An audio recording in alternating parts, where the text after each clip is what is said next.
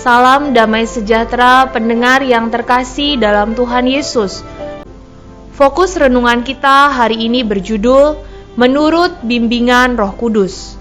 Firman Tuhan dalam Kisah Para Rasul pasal 8 ayat 35 sampai 36 berkata, "Maka mulailah Filipus berbicara dan bertolak dari nas itu.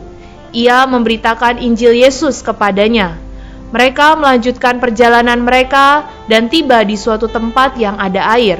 Lalu kata sida-sida itu, 'Lihat, di situ ada air. Apakah halangannya jika aku dibaptis?' Filipus memberitakan Injil kepada sida-sida dari Etiopia menurut bimbingan Roh Kudus. Kita memberitakan Injil juga harus belajar mengikuti Roh Kudus.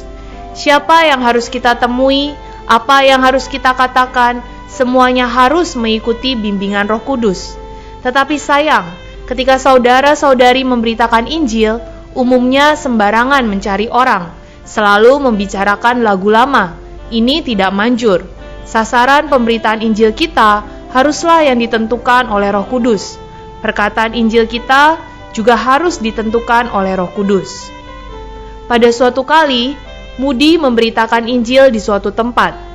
Setelah usai, ada orang datang kepadanya. Moody menurut bimbingan Tuhan bertanya kepada orang itu, "Damaikah Anda?" Orang itu marah lalu jawabnya, "Damai."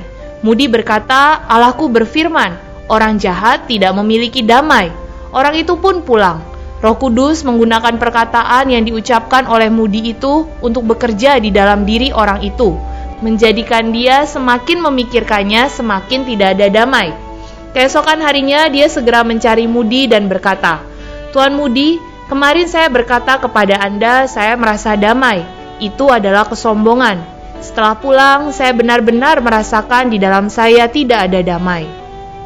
Lalu Moody memperkenalkan Tuhan dan karunia keselamatannya kepada orang itu.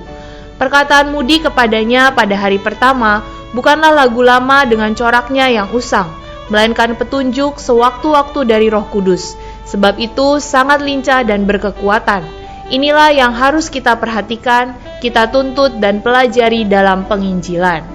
Mari kita berdoa. Ya Bapa, kami bersyukur atas firman-Mu. Rahmati diri kami agar tidak usang dalam pemberitaan Injil kami.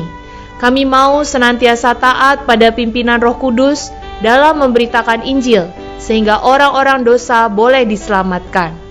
Dalam nama Tuhan Yesus kami berdoa. Amin. Sekian renungan kita hari ini. Sampai jumpa besok. Tuhan Yesus beserta dengan kita.